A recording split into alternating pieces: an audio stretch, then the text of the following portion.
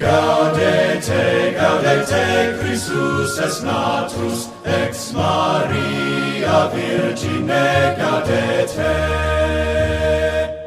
Welcome to the Rediscovery channel. This is the channel where I, Ivor Kovac, and my good friend Stilgar take turns coming up with topics from history that the other person doesn't know about and often hasn't heard about. And today it is my turn. So I'm going to ask Stilgar, do you know why Portugal is not part of Spain? I don't know the real reason. I think, aren't they two different people? Yeah, but what makes them two different people? Well, I think they have two different languages. I think they also have two different royal families, don't they? So they do have two different languages, and because of that, you can say they're two different people. However, there's regions of Spain where they do not speak Spanish, and those regions are not separate countries, but Portugal is. So as I've mentioned in other videos, I had the privilege of visiting Spain when I was in my 20s. I was there for about 2 weeks, started in Madrid and moved south, and also visited Morocco for a bit.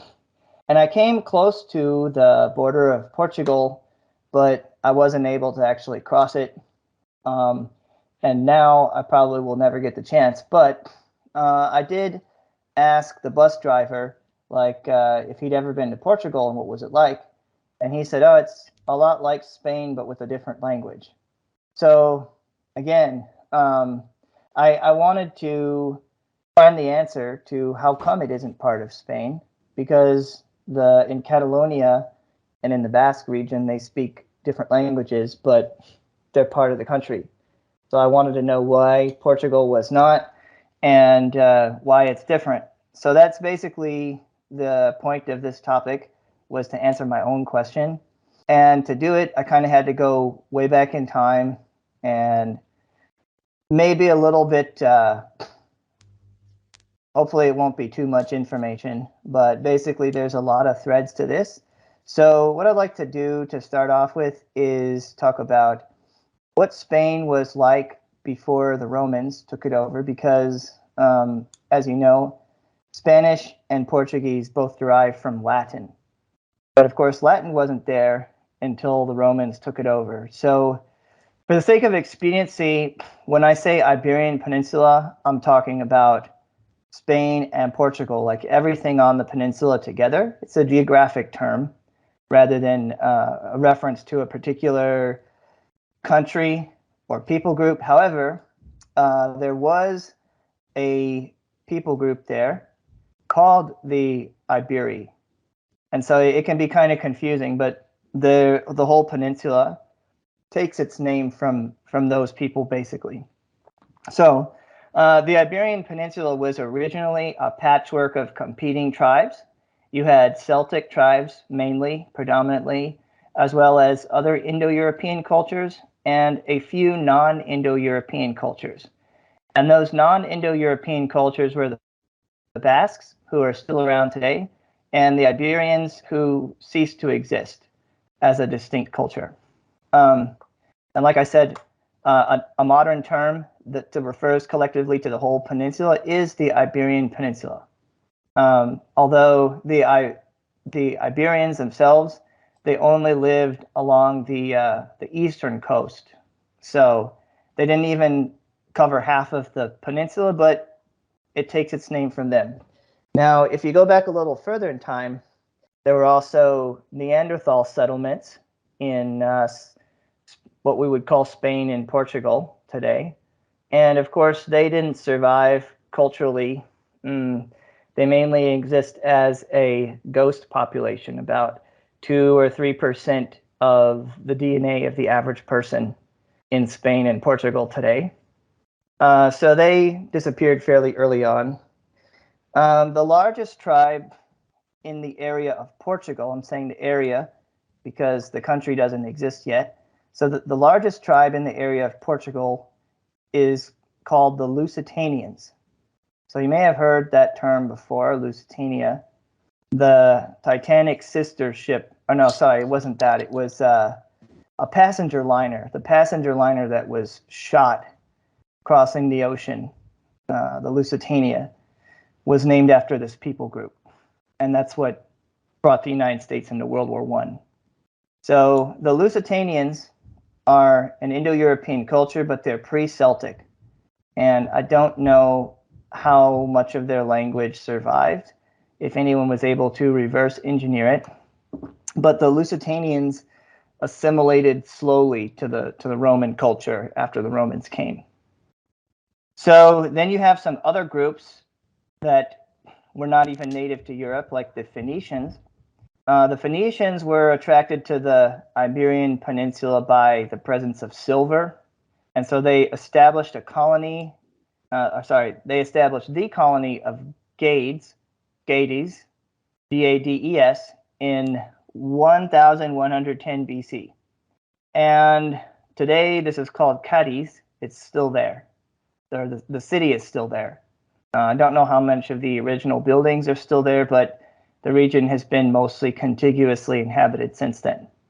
Other Phoenician colonies include Malacca, which is today called Malaga, Sexy, which today is called Almunisar, Abdera, which today is called Arda, Ebsus, which today is called Ibiza, and Tarshish, which is mentioned in the Bible. It was that place that Jonah was trying to get to, but the location of it today is not known. So that place did not survive into the modern era. And mainly the Phoenicians are going to stay near the coast. They're not trying to make like a new Sidon or anything like that. They just want to mine the silver. And then in the 7th century BC, the Carthaginians are going to also start looking at Spain. The Carthaginians are going to settle the island of Ibis, which is off of the east coast of Spain, and they're also interested in silver and tin. The Carthaginians, while they're turning their attentions towards Iberia, they're going to take care not to conflict with the older Phoenician colonies. Of course, the Carthaginians were also a Phoenician colony themselves, but they started to act more independent and on their own, but they're still going to try to respect the original mother country. And at first, they're just going to camp out on that island for the most part. Near the end of the 6th century BC, the Carthaginians start moving into Spain militarily. They start with the city of Hades and take that over. From the 6th to the 4th centuries BC, the Carthaginians compete with the Greeks for control of Spain and Sicily. Of course, back then, it's not really called Spain, but I'm just using the modern name as a placeholder. Carthaginians and Greeks continue to struggle for control over Sicily, which attracts the attention of Rome. So this is where Rome enters the picture, basically. And the first war between Carthage and Rome runs from 264 to 241 BC and ends with the complete loss of Sicily for Carthage. That's the First Punic War. Then in 238 BC, Hamilcar Barca invades Spain and sets up Carthago Nova as the provincial capital. And the Carthaginians mostly stay along the coast as well, but they do want to use Spain as a jumping off point to invade Rome. So after the death of Hamilcar, Hannibal continues to expand up into Spain and gets some more territory for the Carthaginians. Then you have the Second Punic War, which goes from 218 to 201 BC. And what this does is it brings the Romans into Spain for the first time. And of course, they have to come there for strategic reasons because the Carthaginians are attacking them from there. But once they're there, they decide to stay.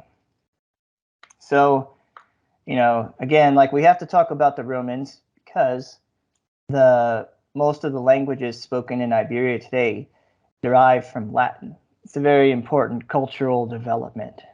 So the Romans, once they're there, they encounter fierce resistance from the Lusitanians from 194 to 179 BC. And of course, they don't right away come into contact with the Lusitanians. The Lusitanians are in the west coast, so that they have to push their way through annexing Celtic territories and such, and then eventually they come up against the Lusitanians. So that's the first wave of resistance, 194 to 179. And then the second wave of resistance from the Lusitanians comes from a guy named Viriathus, who is still considered to be a cultural hero in Portugal to this day. So from that resistance goes from 157 to 142 BC, and Viriathus actually causes a lot of damage to the Romans and leaves them with over 4,000 dead soldiers. And the Romans, they actually bribe somebody to assassinate him, one of his friends. So he's assassinated in 140 BC. And after that, these people are not as much of a problem for the Romans, but they're still somewhat of a problem. So Octavius Augustus gets involved in 27 BC, and he conquers the entire peninsula, the entire Iberian Peninsula. And the Romans, even though he opens up the whole territory, there's still sporadic resistance. So the Romans do not fully subdue the peninsula until 18 BC.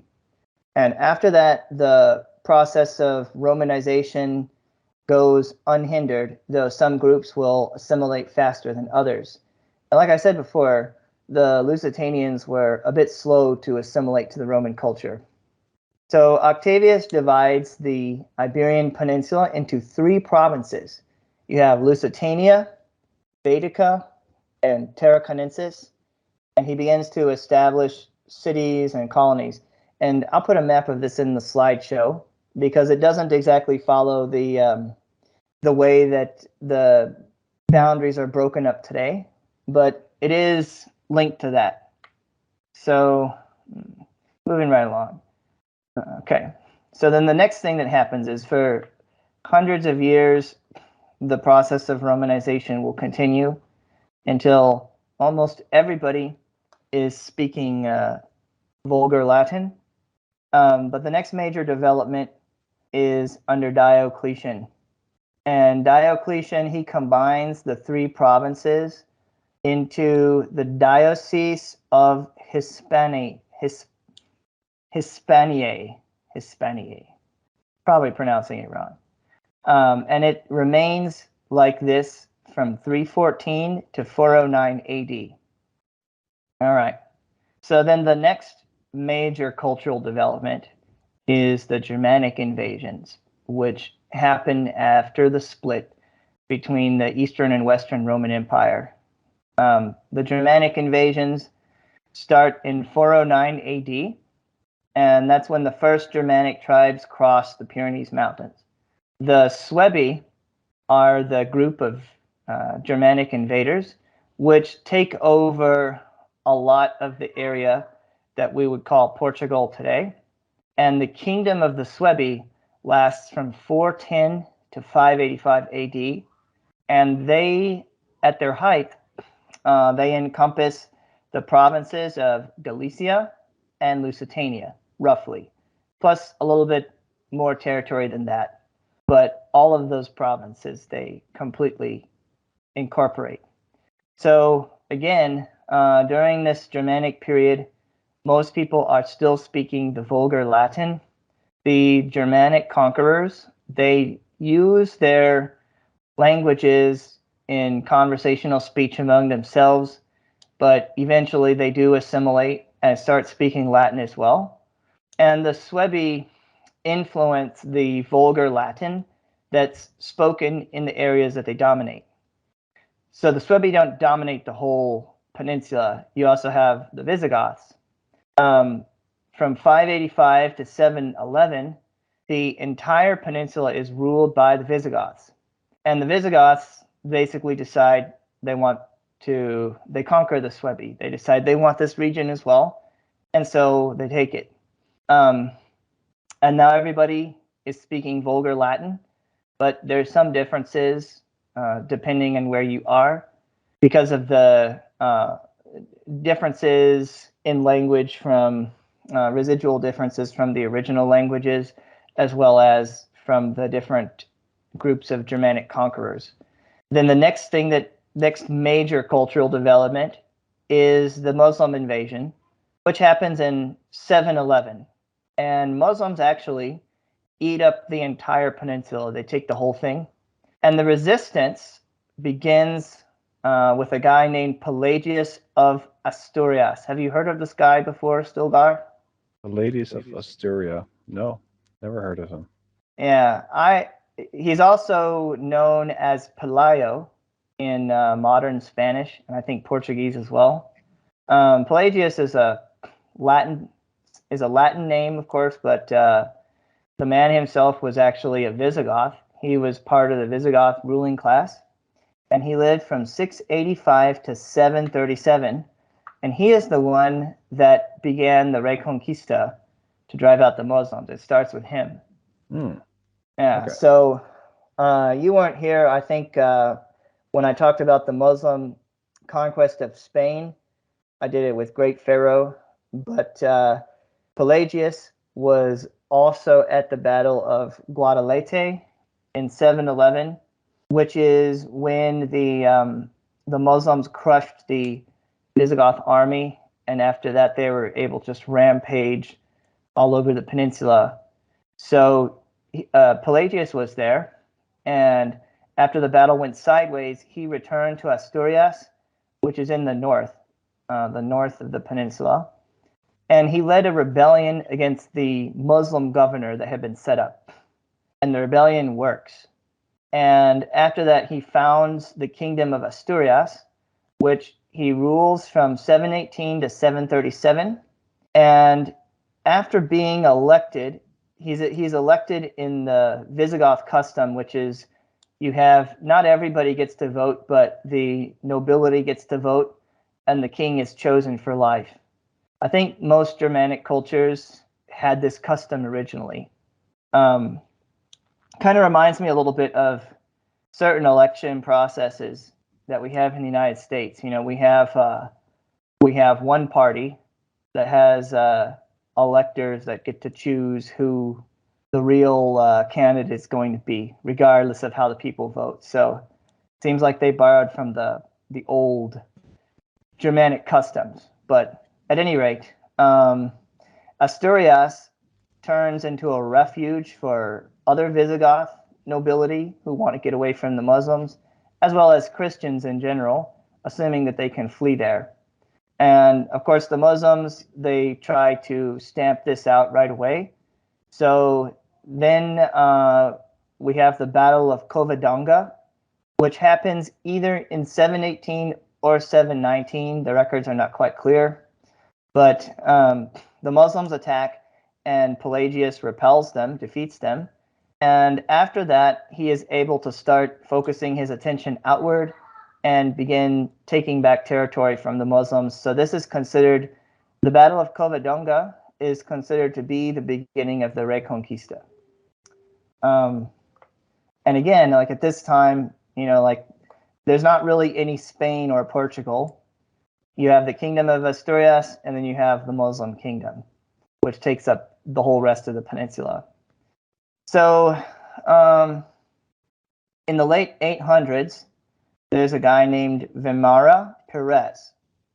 Vimara Perez took territory from the Muslims in the area that today would be considered northern Portugal. Back then, it was called Portugal or Portugal. And the name of Portugal, well, that's what Vimara decides to call this territory that he took, Portugal. And he calls it that after the name of an old Roman city that was started there, you know, during the times of Roman domination. And supposedly what Portugal means is port of the Celts or Celts, because in the area of northern Portugal, so the Lusitanians, they made up most of the middle and southern region, and the northern regions of the area that we call Portugal today was mostly Celtic tribes. So that's this area that he takes. Is that the current city Porto? Or? Yes. Okay. Yeah. Yeah. So after they take it back, it becomes contiguously inhabited. Okay. And the territory is not an independent kingdom, but a state or a county of the Kingdom of Asturias, and they're going to call it the County of Portugues, which will eventually be merged together, just slurred together, I should say, as Portugal. So County of Portugal. So now you see where we're getting the name from. And they're a subject of a vassal of the King of Asturias. And Vimara Perez is made the first count of Portugal in 868. And at this time, the language that's spoken there is something that is retroactively called Galician Portuguese. So it's kind of a transitional stage between Latin, the old Vulgar Latin, and the modern Portuguese, as well as the modern day language of Galician. So back then they wouldn't have called it that. They probably would have just called it the common speech or like the vulgar tongue or Latin. But retroactively we call it Galician Portuguese. And by the way, there's no like clear cutoff point between Latin and Galician Portuguese, or Galician Portuguese and modern Portuguese. Is just the language changing slowly over time. So the distinctions are, when they call it one thing and call it the other in retrospect, are somewhat arbitrary. So, but that's the language they're speaking at this time. And then in 910, the capital of Asturias is moved to Leon. So they no longer call it, they change from calling it the Kingdom of Asturias to the Kingdom of Leon. And then in 1085, the Almoravids move into Spain. And the Almoravids are another group of Muslims. They're Berber origins. And they move into Spain and take over all of the Muslim areas. And these guys are more zealous for Islam. They're more religious than the previous Muslim rulers. And so they're going to be tougher on the population. And so, one thing I forgot to mention is the areas that are under the Muslim domination, their version of Latin is being influenced by Arabic. So the language was called Mozarabic.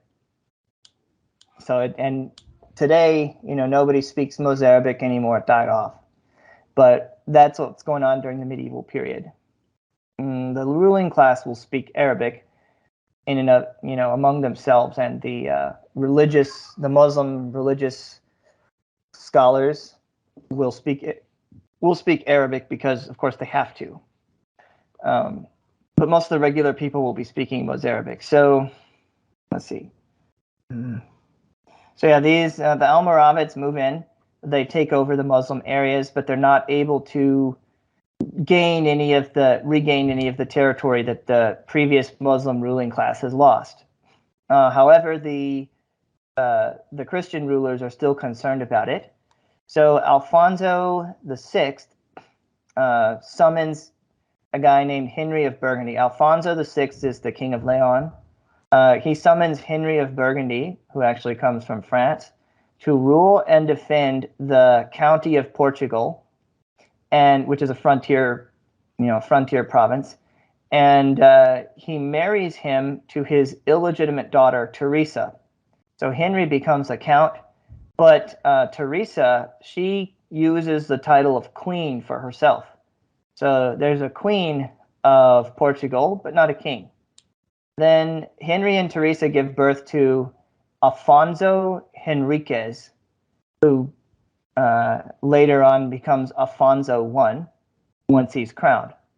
Henry dies in 1112, but Teresa refuses to let her son take over. She doesn't want to give him a title, the title of count. So she tries to hold on to power. She's got a boyfriend, and Alfonso, he has to fight his mother in order to get his throne. So Teresa is defeated in 1128 at the Battle of São Mamede, and Alfonso becomes the count. So at this point, he's still just the count. So Alfonso, he lives actually, he's going to live from 1109 or somewhere. He was born somewhere between 1109 and 1111. He dies in 1185. So after defeating the Muslims in the Battle of Orique in 1139, Alfonso is declared king by his troops. So the troops are basically like, you deserve to be the king because this was so great. Now in order to really be the king, he's got to be acknowledged by the actual king, the king of Asturias, the king of Leon. So the king of Leon is Alfonso VII, and he does not recognize the independence of Portugal until 1143. Alfonso I continues to take territory from the Muslims. So he takes Santarém in 1147 and Lisbon also in 1147, and he gets some help from crusaders who are on their way to the Middle East. They decide to stop here along the way and help this guy, and then they move on to the Middle East. So he is formally, he is formally recognized as king in 1179 AD. That's when he's crowned. And part of what he does in order to ensure that he's crowned and that Portugal becomes independent is he places Portugal directly under the protection of the Holy See. And also to do this, he's got to give them a yearly tribute. So basically what he does is he bribes the church. So in case anybody doesn't know what the Holy See is, because I've heard of the Holy See and never knew what it was before sitting and doing this research. But Pope, right? Well, not exactly the Pope, but it is the government of the Catholic Church. Okay. So apparently they have like a government that manages their affairs, and that's what the Holy See is. Not exactly the same thing as the Pope, although I imagine the Pope is also part of it. So the Catholic Church helps them get their independence. Well, they got their independence, and earlier, like the King of Leon recognized their independence in 1143, but they don't recognize Alfonso as the king until 1179, when the Catholic Church basically says this country is under our protection. So the frontier. Oh, yeah, I forgot to. So here, an English priest, after they get their formal independence, an English priest named Gilbert of Hastings is assigned to Portugal. He becomes the first bishop of Lisbon, and the frontier is pushed as far south as the Tagus River. All right, so the Reconquista, let's see here. The Reconquista is actually completed later on by a guy named Alfonso III, right? Yeah, Alfonso III. So Alfonso III completes the Reconquista of Portugal when he permanently annexes Algarve, which is the southernmost region of Portugal today. It's right there against the Mediterranean. And the conquest of Algarve offends the government of Castile. And so, yeah, like now, as far as Spain goes, it's no longer called the Kingdom of Leon. It's now the Kingdom of Castile. So this leads to some conflict with Spain. And there's a fight between them in 1250 and then again in 1252. So to make peace, Alfonso III the King of Portugal marries Beatriz, who is the illegitimate daughter of Alfonso X of Castile. And the deal is that Beatriz, after they get married, Beatriz will be allowed to hold Algarve as a fief for Castile, which means Castile gets the tax money, until their oldest son turns 7. I don't know why 7, but that's what the agreement was. So Alfonso the third is already married to somebody named Mathilde of Bologna. I guess it's a French from somewhere in France. So he decides that, this is a complication, but he doesn't want to divorce Mathilde. So he just takes a second wife and now has 2 wives. And the Roman Catholic Church has, and the Holy See has a huge problem with this, and they're offended by it. And, they tell him he can't do that, but he does it anyways. And so the church places him under interdict. But then, without their approval, he legalizes the marriage in 1263. And they have a son named Denis, which is legitimized at this time. At first, they had him outside of wedlock, but now he's considered a legitimate son. So shortly after this, Alfonso starts seizing church property, and the church excommunicates him, but he doesn't care, and he still just keeps taking their territory. So it's kind of interesting because Henry VIII also didn't care what the Catholic Church had to say. And it had to do with his marriage as well. Although in his case, he wanted to divorce his wife. And in the case of Alfonso III, he just wants to have a second wife. Of course, Alfonso, he doesn't start his own church or anything like that, but he just doesn't care. And reading about this, I was thinking, maybe this guy would be happier being a Muslim, because in Islam, you can have 4 wives. But yeah, I don't know. For whatever reason, didn't seem to care at all about the Catholic Church or worry about them. But then he also didn't go and join Islam. So I suspect he might have been like a atheist or a deist or something, just doesn't care. Yeah. Well, I mean, a lot of royals would get a concubine, right, or something like that. So. Yeah, but he got a second wife, not just a concubine. So he's going to be on his throne, and then he probably have another throne set up in another for his wives. Mm-hmm. Yeah, he formalized it. He wasn't scared of them putting him under interdict or excommunicating him. He just, if you really believe in that stuff, like that the Pope holds the keys to heaven, you don't want to be excommunicated because that means you're going to hell. Yeah. So he didn't believe in the Catholic Church, or he didn't believe in hell. Kind of interesting. I might at some point in time, it might be worthwhile to treat this guy as his own topic, Alfonso III. So, interesting fellow, and having the guts to do that. Not saying that I agree with it, but I find it interesting because Portugal was a strong, they stuck with the Catholic Church, and that was a big part of their culture. But this guy didn't care at all. Well, he didn't care about that part. Doesn't mean he didn't care about any of it, right? I mean, some people, there are a lot of Catholics today that don't agree with what the current Pope is saying. So, but they're still loyal Catholics. But if those people got excommunicated, they would care.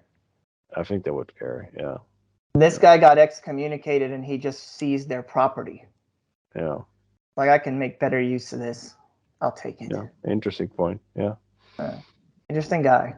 So his son, the illegitimate, or now legitimate, but the son he has with his second wife is named Denis. And Denis lives from 1261 to 1325.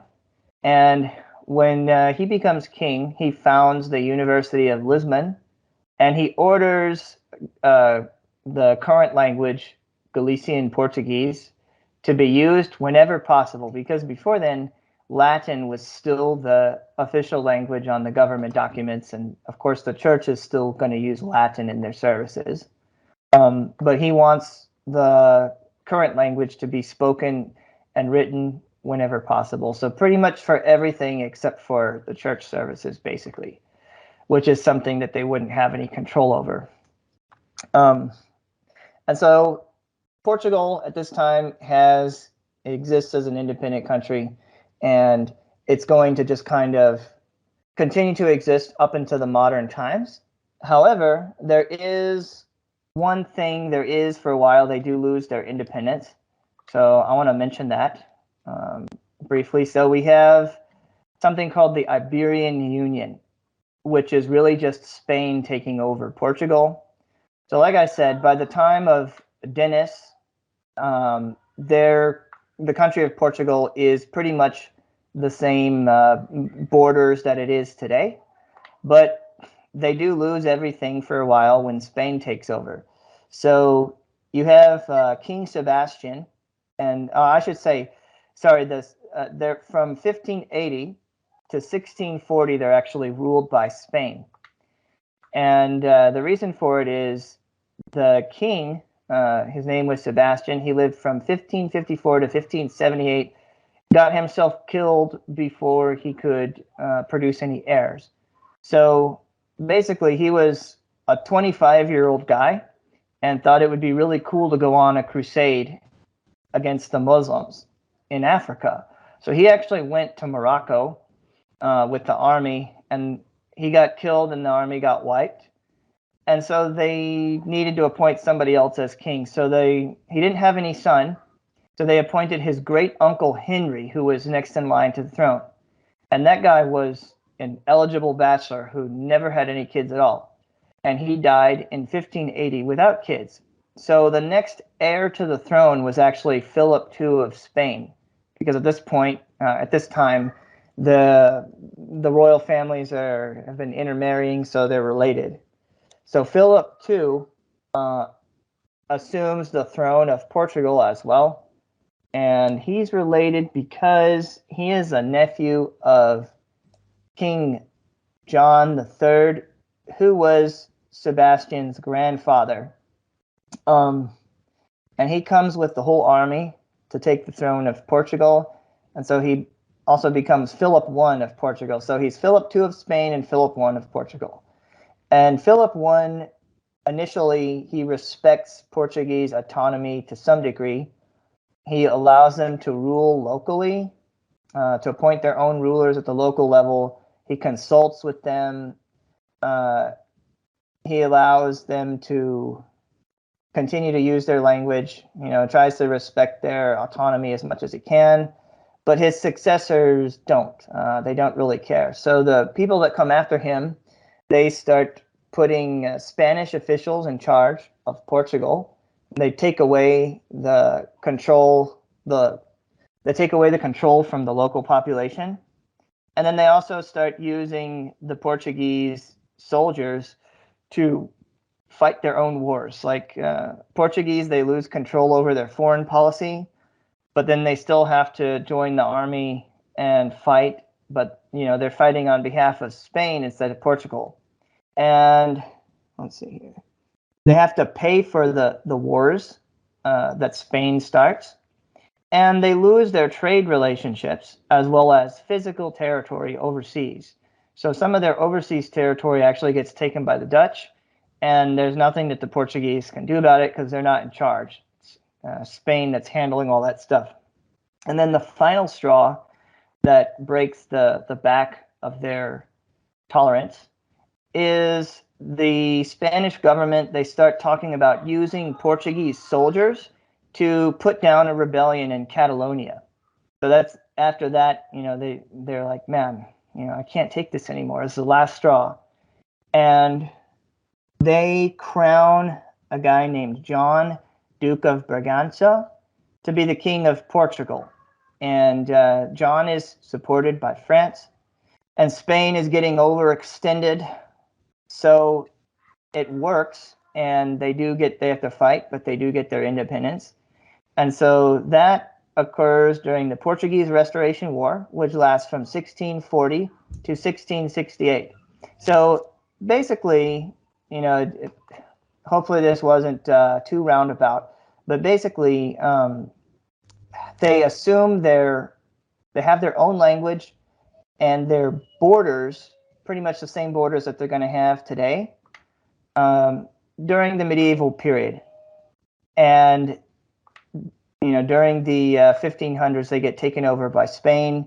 But at this point, there's enough cultural differences to keep them from being okay with that. So after the Portuguese Restoration War, again, they get their independence. And so pretty much there we are.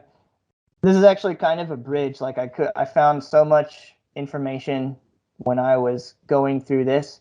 But in my view, what makes Portugal different from Spain is the lingering influence of the Lusitanians and also the influence of the Suebi.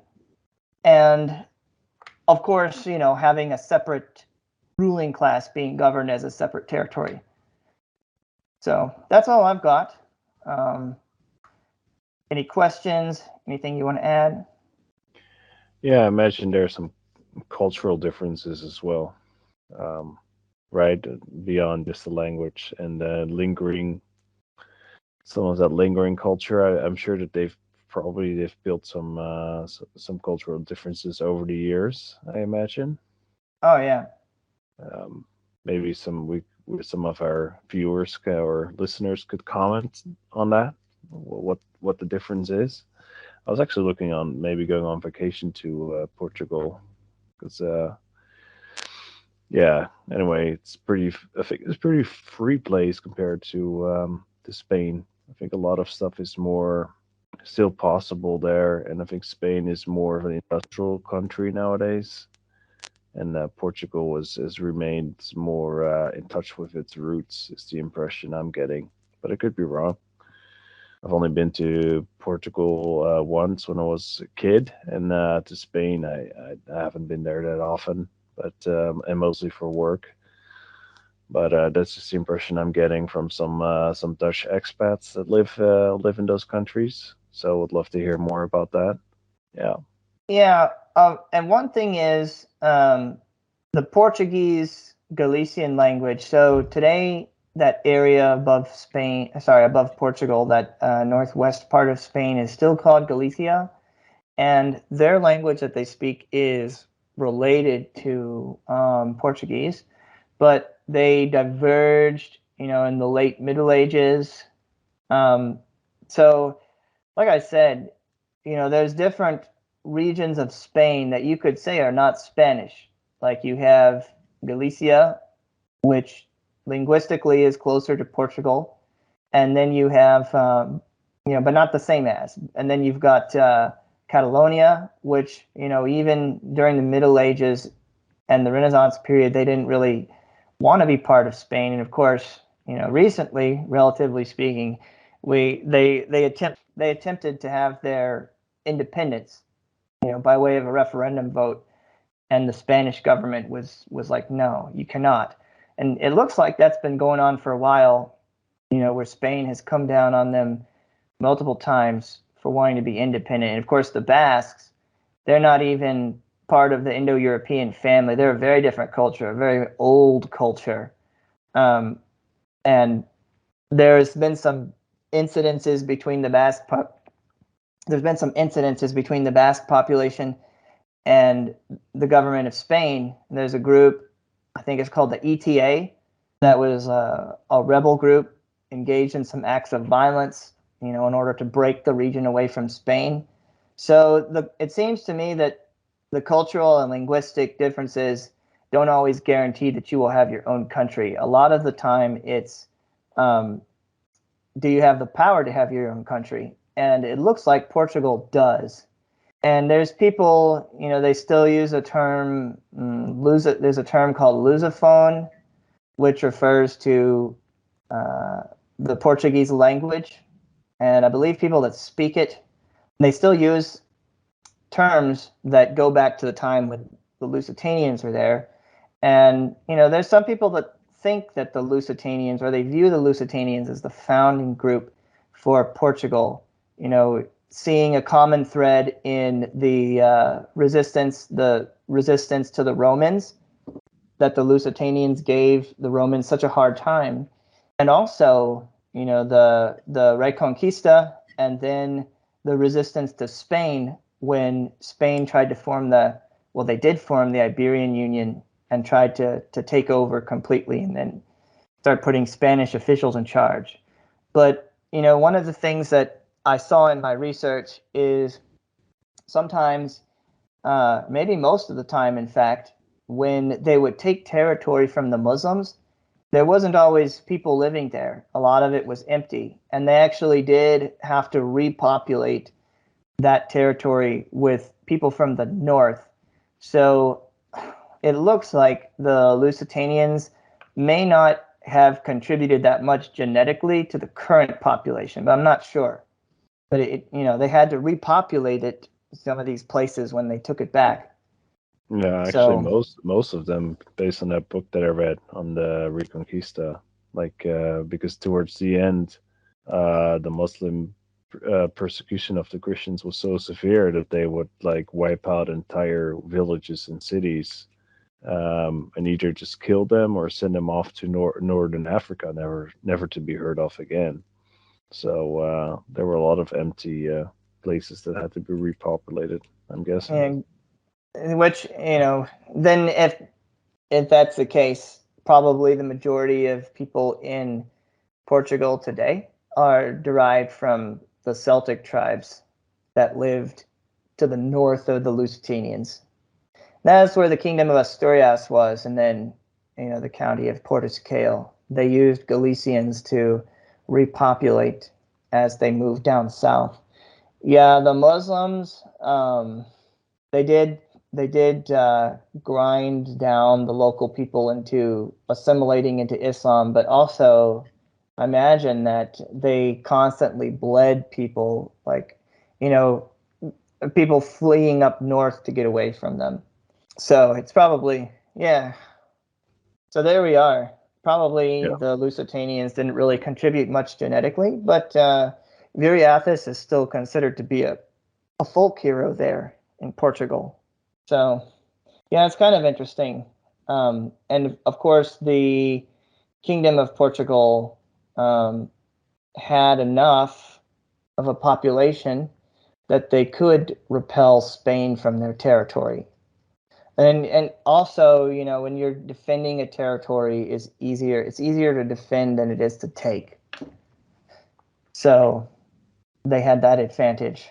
But probably had they not appointed, they could have, when Alfonso I wanted to have his own territory, the King of Leon could have been like, no. And he could have come down on him and forced them to, reintegrate, or, prevent them from leaving, prevent them from seceding. But he didn't do it, probably because it's not worth it. If he wants more territory, can take it from the Muslims, and the Muslims are an existential threat. It was probably just a matter of, the thing of, well, that territory is not as important as the homeland, so we'll let it go. We got bigger problems. Yeah.